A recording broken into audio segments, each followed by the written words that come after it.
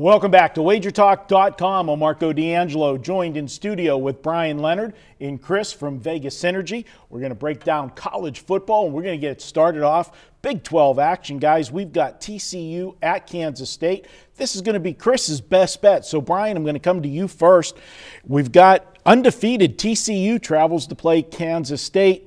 Knee-jerk reaction when you see Bill Snyder as a home underdog. You want to jump on the home underdog. How are you seeing this one? Yeah, 8-2 is a home underdog, and the problem you have with Kansas State is Ertz isn't playing. Now, my power rating based on what the current line is means there's a 3-point differential, and I think he's worth more than that. Problem is people are so afraid of going against Kansas State with Snyder at home as a home dog. The line's been held a little bit down. So for the last 7 years, he's gone the 8-2 as a home dog.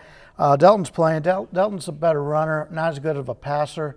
I think you're going to need to pass a little bit on TCU to have some success. I don't like going against Kansas State at home, obviously as a home dog, and I'm not as high on TCU as others are. We'll have to see what Cris has to say.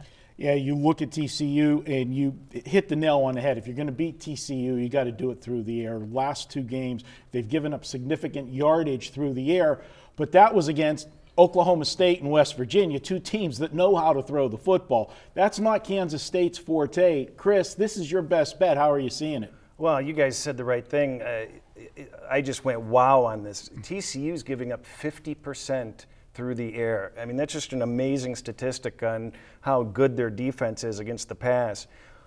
With a backup quarterback playing and the in-your-face defense that TCU has, I think it's going to be very difficult. I see TCU is going to be controlling the ground. I think they're going to move the ball better, and I think it's going to be hard for Kansas City to move the ball. TCU's already shown that they're good on the road. They're 2-0 this year. It's a revenge game for TCU. And the strength of schedule that they played is much better than what Kansas State has played. And Kansas State's on a downturn. They're 0-3 against the spread the last 3 games, and they're off that horrible beat in double overtime against Texas. Yeah, that's always a good situation, taking a team off a loss in overtime. A better situation if they're laying points makes it even stronger, but definitely a good point, Cris.